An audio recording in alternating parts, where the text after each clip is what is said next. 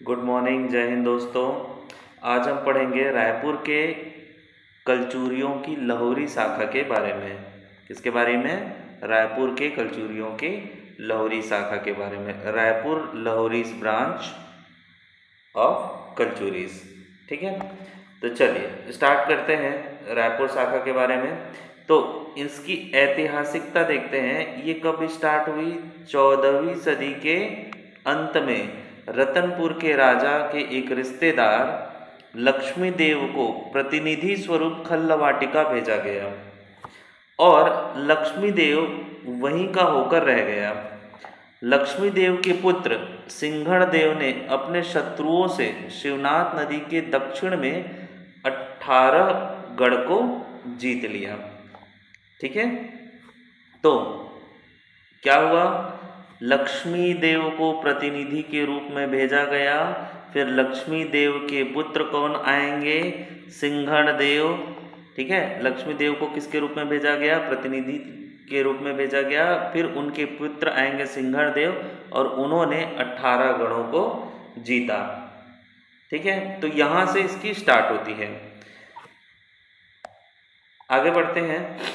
कालांतर में उसने रतनपुर की प्रभु सत्ता स्वीकार करने से इनकार कर दिया और रायपुर में लाहौरी शाखा की स्वतंत्र सत्ता स्थापित कर ली, है ना। और बाद में क्या हुआ कि उसने रायपुर के जो शासन है, रतनपुर की जो प्रभु सत्ता है, इसको स्वीकार करने से क्या कर दिया?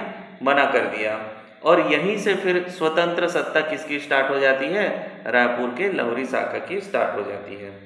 ठीक है, अब इसमें देखिए, सिंघण देव के पश्चात इनके पुत्र आए कौन? रामचंद्र देव शासक बने, है ना। और इन्हीं को हम क्या कहते हैं? रायदेव भी कहते हैं। रायपुर गजेटियर के अनुसार 14वीं सदी के अंत में वीर सिंह देव के शासनकाल के दौरान रतनपुर की कलचुरी शाखा को 2 भागों में बांटा गया था। तो कौन से 2 भाग थे? तो आप यहां देखेंगे, जगन्नाथ सिंह, है ना, जो रतनपुर के शासक थे। अब हुआ क्या कि ये वीर सिंह जो रतनपुर क्षेत्र में शासन करते थे और देव सिंह इन्हीं शिवनाथ नदी के दक्षिण भाग में भेजा गया। शिवनाथ नदी के दक्षिण भाग में देव सिंह को भेजा गया, तो उनके पुत्र कौन आएंगे? लक्ष्मी देव, फिर सिंघण देव, फिर रामचंद्र देव।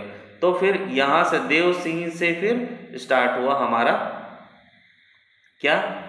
रायपुर के लाहौरी शाखा की ब्रांच। ठीक है, लक्ष्मी देव को भेजा गया था।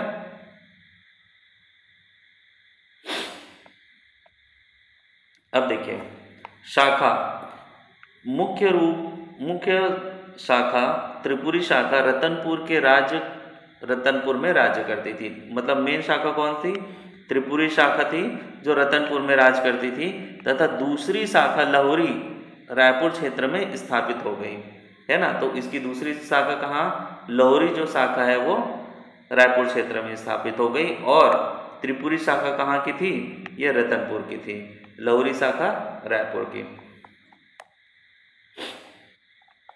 उपाधि: रायपुर शाखा के शासकों को महाराजकुमार राजा की उपाधि से संबोधित किया जाता था। रायपुर शाखा के जो शासक थे उन्हें क्या कहा जाता था? महाराजकुमार राजा कहा जाता था। वंशावली: है वंशी शासकों की वंशावली का उल्लेख शिवरी नारायण के मंदिर के शिलालेख में है। अब इसकी जानकारी के स्रोत कहाँ कहाँ मिलते हैं? खल्लारी शिलालेख में, ब्रह्मदेव का जो खल्लारी शिलालेख है, और रायपुर शिलालेख में, वो भी ब्रह्मदेव का था। अब विभिन्न कालखंडों में रायपुर का नामकरण कौन कौन सा था? तो सतयुग में इसे कनकपुर कहा गया, त्रेता युग में हाटकपुर, द्वापर युग में कंचनपुर और कलचुरी काल में इसे रायपुर कहा गया। कनकपुर, हाटकपुर, कंचनपुर और रायपुर। आगे चलते हैं। रायपुर के कलचुरियों की लाहौरी शाखा इसके बारे में बेसिक जानकारी फिर से देख लेते हैं। अच्छा, ये तो सेम है। आगे, रायपुर कलचुरियों के शासकों का क्रम कैसा कैसा रहा? तो सबसे पहले आए यहाँ कौन? केशव देव, जिन्होंने अपनी राजधानी किसको बनाई? खल्लवाटिका खल्लारी को अपनी राजधानी बनाई। तो सबसे प्रथम कौन हुए? केशव देव। प्रथम कौन हुए? रायपुर शाखा के केशव देव। लेकिन जो आयोग है, CGPSC आयोग, ये किनको मानता है? रामचंद्र देव को मानता है ना, जिन्होंने रायपुर शहर की स्थापना की थी। ये आंसर इनको लेता है, रामचंद्र देव को। तो केशव देव के बाद आए लक्ष्मी देव, लक्ष्मी देव के बाद आए सिंघण देव, सिंघण देव के बाद आए रामचंद्र देव। रामचंद्र देव ने रायपुर शहर की स्थापना की। फिर रामचंद्र देव के बाद आए ब्रह्मदेव, और ब्रह्मदेव वही हैं ब्रह्मदेव राय। इनका पूरा नाम क्या था? ब्रह्मदेव राय, है ना। तो लास्ट में ये जो राय था ना, इन्हीं के नाम पर क्या, किस नगर का स्थापना किया गया? रायपुर नगर बसाया गया। इन्हीं के नाम पर रायपुर नगर बसाया। बसाया किसने? बसाया है रामचंद्र देव ने। किनके नाम पर बसाया है? तो ब्रह्मदेव के नाम पर बसाया है। रामचंद्र देव कहाँ निवास करते थे? तो ये खल्लारी में निवास करते थे। कहाँ निवास करते थे? खल्लारी खल्लवाटिका में निवास करते थे। इनकी राजधानी, रामचंद्र देव की राजधानी खल्लारी थी। उन्होंने शहर कौन सा बसाया? रायपुर बसाया। फिर बाद में जब नाम ब्रह्मदेव राय के नाम पर शहर बसाया है, तो बाद में जब ब्रह्मदेव राय शासक बनेंगे तो ये अपनी राजधानी कहाँ कर लेंगे? रायपुर में अपनी राजधानी कर लेंगे। फिर ब्रह्मदेव के बाद आए केशव देव, भुवनेश्वर देव, मानसिंह देव, संतोष सिंह देव, सूरत सिंह देव, सैन सिंह देव, चामुंडा सिंह देव, वंशी सिंह देव। तो कम से कम नाम हमको याद होना चाहिए कि कौन कौन हो। जैसे देखिए यहाँ पर एक क्वेश्चन है, यहाँ पर देखिए एक क्वेश्चन आया हुआ है। इसमें क्या लिखा हुआ है कि बाबू रेवाराम के अनुसार रायपुर के निम्नलिखित कलचुरी शासकों का उनके शासन काल के क्रम में सही विकल्प चयनित करिए। तो ऐसे क्वेश्चन भी आते हैं। तो अब इतने सारे नाम हैं यहाँ पर, इतने सारे नाम में आपको कम से कम 2-4 नाम तो ऐसे होने चाहिए कि नहीं ये पहले आए थे, ये बाद में आए थे, तो आप इसमें से एलिमिनेट कर सकते हो या उसको क्वेश्चन को बना सकते हो। अच्छा, दूसरा और कैसा क्वेश्चन आता है? निम्नलिखित शासक रायपुर की कलचुरी शाखा से संबंधित थे। अब देखिए, चामुंडा सिंह देव, मोहन सिंह देव, उमेंद्र सिंह देव, शायद उमेंद्र होगा, उमेद या उमेंद्र, या अमर सिंह देव। तो कुछ तो आपको नाम याद हो जाएगा, है ना। जैसे ये कुछ चामुंडा सिंह देव, ये सुना सुना नाम लग रहा है, या अमर सिंह देव, है ना, ये लास्ट शासक थे, अंतिम शासक थे। लेकिन अब मोहन सिंह देव और उमेंद्र सिंह देव, उमेद सिंह देव, इनमें कौन? तो ऐसे कंफ्यूजन हो सकती है। तो इसके लिए क्या करना है हमको? कम से कम कुछ जो राजा महाराजा है उनके कुछ नाम तो हमको याद होने ही चाहिए। तो देखिए, हम चामुंडा सिंह देव में आए थे। चामुंडा सिंह देव के बाद वंशी सिंह देव, धन सिंह देव, जैत सिंह देव, फिर फतेह सिंह देव, याद सिंह देव, सोमदत्त देव, बलदेव सिंह देव, उमेद सिंह देव, ये देखिए उमेद आया है ना, फिर बनवीर सिंह देव, और लास्ट में अमर सिंह देव, है ना, जो अंतिम शासक हुए रायपुर के कलचुरी वंश के अंतिम शासक अमर सिंह देव। ठीक है। तो प्रथम शासक कौन? इसके अनुसार केशव देव ने यहाँ रायपुर कलचुरी का निर्माण कराया था, लेकिन जो व्यापम है वो किसको मानता है? रामचंद्र देव को मानता है। ठीक है। आगे, रायपुर कलचुरियों के शासकों का विवरण। तो सबसे पहले कौन आएंगे? सबसे पहले आएंगे केशव देव, है ना। तो केशव देव की राजधानी क्या थी? खल्लारी थी। केशव देव ने अपनी राजधानी खल्लारी बनाई थी। रायपुर कलचुरी शाखा वंश का प्रारंभ इन्हीं से होता है। परंपरागत रूप से रायपुर की लहुरी शाखा के संस्थापक हैं कौन? केशव देव, लेकिन जबकि आयोग द्वारा रामचंद्र देव को संस्थापक के रूप में लिया गया है ना। तो अब देखिए कि जब पेपर में जब क्वेश्चन आएगा और बोला जाएगा कि संस्थापक कौन है ना, बोला जाएगा कि रायपुर के लाहौरी शाखा के संस्थापक कौन, तो पेपर में क्योंकि हमको नंबर लाना है तो हमें क्या डालना पड़ेगा, रामचंद्र देव। लेकिन जब हम रायपुर जाएंगे और मान लीजिए रायपुर में किसी से बात करते हैं, है ना, तो वहाँ अगर बोलेंगे कि लाहौरी शाखा के संस्थापक कौन थे, परंपरागत रूप से हम अगर किसी से बात करते हैं तो हमको पता होना चाहिए कि मेन कौन थे, केशव देव थे। ठीक है, अब आगे आए, उसके बाद आए कौन, सिंघड़ देव। फिर आए कौन, सिंघड़ देव। खल्लारी शिलालेख के अनुसार लक्ष्मी देव के पुत्र सिंघड़ देव ने शत्रुओं से 18 गढ़ को जीतकर उन पर अधिकार किया था। ठीक है, किसके अनुसार, खल्लारी शिलालेख के अनुसार। फिर सिंघड़ देव जो हैं, अब ये बहुत ज़्यादा इम्पोर्टेंट हो जाते हैं। ठीक है, कि किन्होंने 18 गढ़ों को जीता, किसने 18 गढ़ों को जीता, ऐसा क्वेश्चन आ सकता है। तो किसने जीता, सिंघड़ देव ने जीता। इसके बाद आते हैं रामचंद्र देव, रायपुर कलचुरी वंश के आयोग के अनुसार ये संस्थापक है। ठीक है, शासक रायपुर की कलचुरी शासक शाखा के प्रथम शासक थे, है ना। क्योंकि देखिए अब आयोग ने इस कारण भी इसका आंसर ऐसा लिया होगा क्योंकि रायपुर शहर तो बसा ही नहीं था, पहले तो खल्लारी था, है ना, पहले क्या था, खल्लारी था। जो यहाँ पर हमारे केशव देव जी हैं वो कहाँ, खल्लारी में रहते थे। अब रायपुर शहर जब बसाया किसने, रामचंद्र देव ने, तब रायपुर शहर बसाया। और क्योंकि रायपुर के वो कलचुरी शासक शाखा के शासक थे तो प्रथम शासक इसी कारण इन्हें कहा गया होगा, आयोग ने शायद इसी कारण इन्हें माना होगा। उसके बाद नगर, रायपुर नगर की स्थापना की इन्होंने और अपने पुत्र ब्रह्मदेव राय के नाम पर इसे रखा, है ना, ब्रह्मदेव राय रायपुर। फिर इन्होंने और क्या चीजों की निर्माण कराया, बूढ़ा तालाब के समीप किला निर्माण कराया, श्री रामचंद्र जी के मंदिर का जीर्णोद्धार भी इन्होंने करवाया। विजय, किस पर विजय प्राप्त की, खल्लारी शिलालेख के अनुसार रामचंद्र देव द्वारा फणी नागवंशी शासक मोनिंग देव को पराजित किया गया था। किनको पराजित किया गया था, मोनिंग देव को पराजित किया गया था। किसके अनुसार, खल्लारी शिलालेख के अनुसार फणी नागवंशी शासक मोनिंग देव को क्या किया, रामचंद्र देव ने पराजित किया।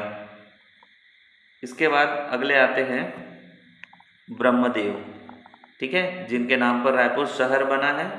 रायपुर शहर, ब्रह्मदेव की राजधानी क्या थी, खल्लारी थी। ब्रह्मदेव की राजधानी खल्लारी स्टार्टिंग में।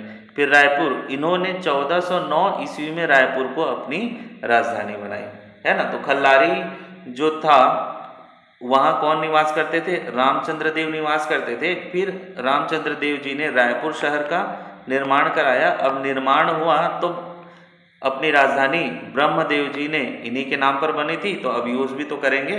तो अब ब्रह्मदेव राय जी क्या करेंगे, खल्लारी में अपनी राजधानी 1409 ईस्वी में शिफ्ट करेंगे। ठीक है, अब इन्होंने कौन कौन से निर्माण कार्य करवाए, तो नारायण मंदिर बनवाया, जिसे जगन्नाथ मंदिर भी कहते हैं। कहाँ बनवाया, खल्लारी महासमुंद में 1415 ईस्वी में। और किसके द्वारा बनवाया गया, देवपाल के द्वारा बनवाया गया, जो देवपाल खल्लारी क्षेत्र से था, है ना। मतलब इन्होंने ऑर्डर दिया होगा देवपाल जी को कि आप यहाँ नारायण मंदिर या जगन्नाथ मंदिर बनाइए। तो फिर ब्रह्मदेव जी के कहने पर देवपाल ने यहाँ खल्लारी में नारायण मंदिर का निर्माण करवाया। और सबसे इम्पोर्टेंट, जहाँ हम रायपुर में रहकर घूमने जाते हैं, हटकेश्वर महादेव मंदिर, जिसे हम क्या कहते हैं, महादेव घाट रायपुर भी कहते हैं, है ना। ये किनके द्वारा बनाया गया, हाजी राज के द्वारा बनाया गया, जो खारून नदी के तट पर है। तो मैक्सिमम लोग होंगे जो रायपुर में रहते होंगे, लेकिन रायपुर के जो महादेव घाट है उसमें कौन सा, मतलब उसके महादेव को क्या कहते हैं, कौन सा महादेव कहते हैं, ये उनको नहीं पता होगा। तो कौन सा महादेव कहते हैं? हटकेश्वर महादेव कहते हैं उसे। किनके द्वारा बनाया गया? हाजी राज के द्वारा बनाया गया, और ये खारून नदी के तट पर है। ठीक है। शिलालेख कौन सी मिलती है? किस शिलालेख में इसकी जानकारी मिली? तो रायपुर शिलालेख में इसकी जानकारी है, जो अभी नागपुर के संग्रहालय में संरक्षित थी। ठीक है। फिर खल्लारी शिलालेख में क्या क्या जानकारी मिली? तो खल्लारी शिलालेख में यह जानकारी मिली कि 1402 से 1415 ईस्वी में ये रहे। वर्णन, क्या क्या वर्णन है उसमें? लक्ष्मी देव के पुत्र, सिंघण देव के पुत्र, रामचंद्र देव के पुत्र ब्रह्मदेव, है ना। मतलब ऐसा होगा, लक्ष्मी देव के पुत्र कौन? सिंघण देव। सिंघण देव के पुत्र कौन? रामचंद्र देव। रामचंद्र देव के पुत्र कौन? ब्रह्मदेव, है ना। और लक्ष्मी देव किन के पुत्र हैं? लक्ष्मी देव किन के पुत्र हैं? केशव देव की, है ना। सबसे शुरुआत में जो आए थे केशव देव, है ना, इनके पुत्र। यहाँ देखिए, ये देखिए केशव पुत्र, केशव देव, सिंघण देव, रामचंद्र देव,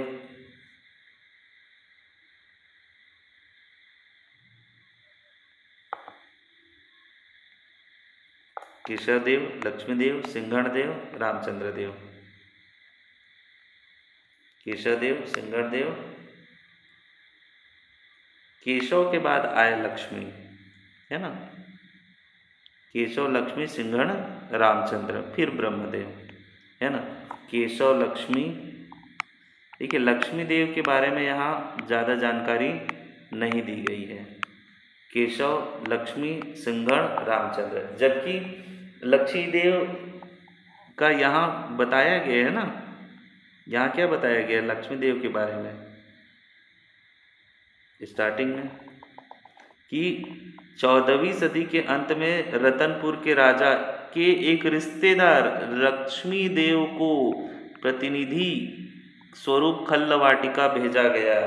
यहाँ पर लक्ष्मी देव के बारे में बताया गया है ना। फिर लक्ष्मी देव के पुत्र सिंघण देव ने अपने शत्रुओं से शिवनाथ नदी के दक्षिण में स्थित 18 गढ़ों को जीत लिया, ये भी बोला गया है। लेकिन यहाँ पर जब हम आगे पढ़ते हैं, है ना, आगे जब हम यहाँ देख रहे हैं तो केशव देव के बारे में बताया जा रहा है, लेकिन लक्ष्मी देव के बारे में कुछ भी बातें नहीं की गई है ना। सिंघण देव के बारे में क्यों बताया गया? क्योंकि इन्होंने 18 गढ़ों को जीता था। 18 गढ़ों को जीतने वाले के पिता कौन थे? लक्ष्मी देव। ठीक है।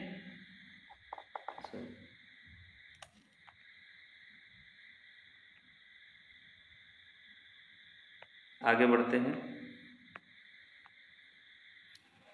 अब लक्ष्मी देव के पुत्र सिंघण देव, सिंघण देव के पुत्र रामचंद्र देव, रामचंद्र देव के पुत्र ब्रह्मदेव। रामचंद्र देव राय द्वारा फणी नागवंशी रामचंद्र को पराजित करना, ये भी इसमें वर्णन है।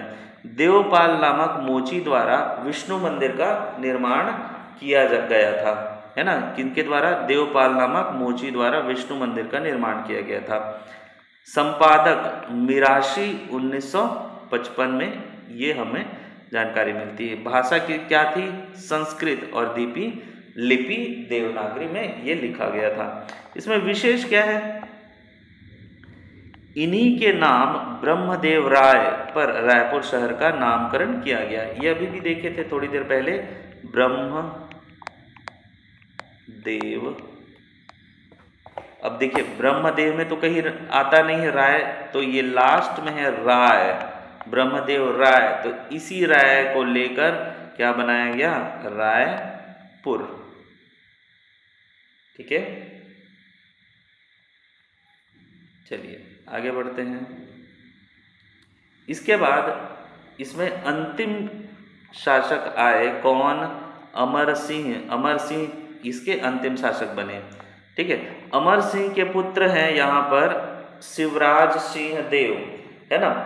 शिवराज सिंह देव जो अमर सिंह के पुत्र जब है यहाँ पर, तो अमर सिंह को अंतिम शासक क्यों बोला गया, ये भी हम अभी जानकारी लेंगे। तो रायपुर लहरी शाखा के ये अंतिम शासक माने गए, एग्जाम में आएगा, है ना। जैसे देखो CGPSC 2017 ADS के एग्जाम में आया है। तो अंतिम शासक कौन, अमर सिंह देव। जानकारी किसमें मिलती है, आरंग ताम्रपत्र 1735 ईस्वी के अनुसार नंद ठाकुर को कुछ रियासतें प्रदान की थी। पतन, कैसे पतन हुआ, भोसला सेनापति भास्कर पंत ने अमर सिंह के शासनकाल में 1741 ईस्वी में रतनपुर कलचुरी पर आक्रमण किया। अमर सिंह ने मराठा सेना के प्रति किसी भी प्रकार का विरोध नहीं किया, कोई भी विरोध नहीं किया।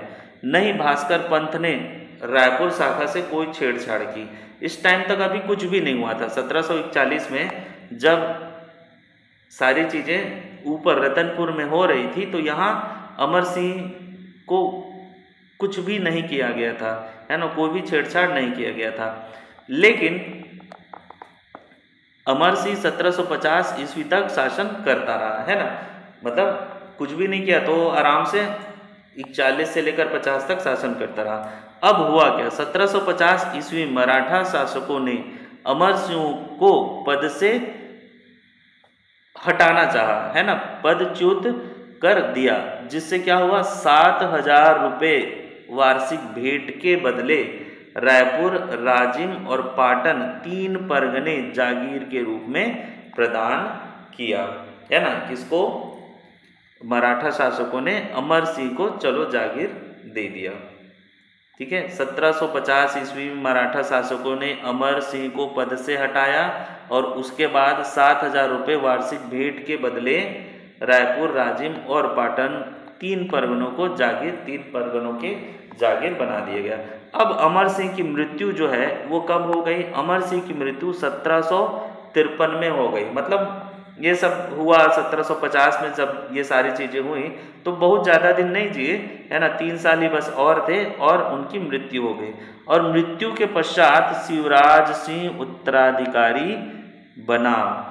तो जब शिवराज सिंह उत्तराधिकारी यहाँ बन चुका है, तो वो राजा क्यों नहीं बना। सबसे पहली बात तो मराठा शासकों के ये अधीन हो चुका था, है ना। और जब मराठा शासन पढ़ेंगे तो उसमें आते हैं रघु जी और बाकी सारे जो हैं, है ना, वो सब आएंगे। मराठों ने अपना शासन स्टार्ट कर दिया था, लेकिन यहाँ तो उत्तराधिकारी था। तो शिवराज सिंह देव ये कहाँ थे, है ना, तो यहाँ लिखा हुआ है, शिवराज सिंह अमर सिंह की मृत्यु के समय तीर्थ यात्रा पर गया हुआ था, है ना। और सबसे बड़ा खेल यही हो गया, नहीं तो फिर अंतिम शासक कौन होता, अमर सिंह के जगह शिवराज सिंह देव होता। लेकिन अब अंतिम शासक कौन हो गया, अमर सिंह। तो अब ये कहाँ गए थे, तीर्थ यात्रा पर गए थे।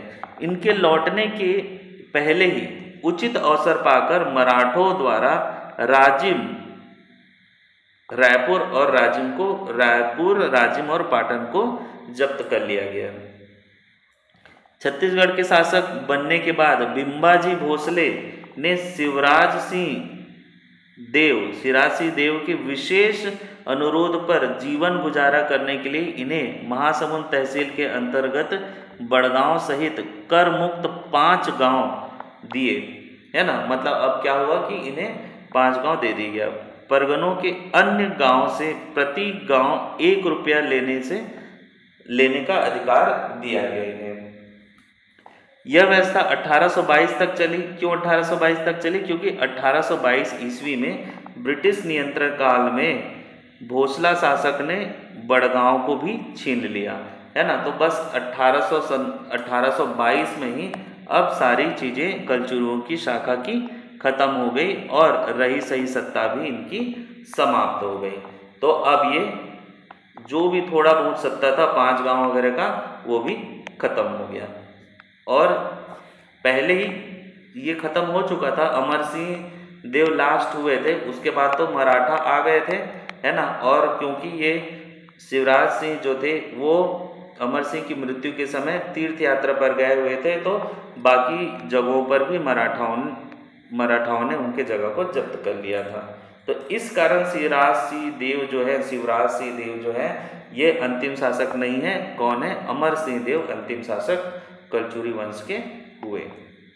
ठीक है,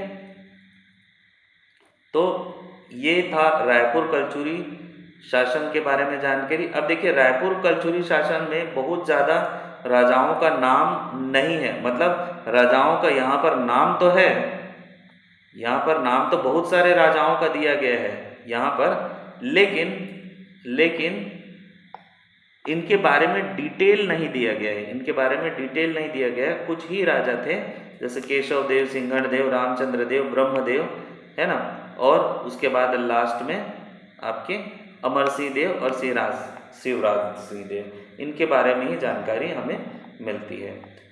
तो ये था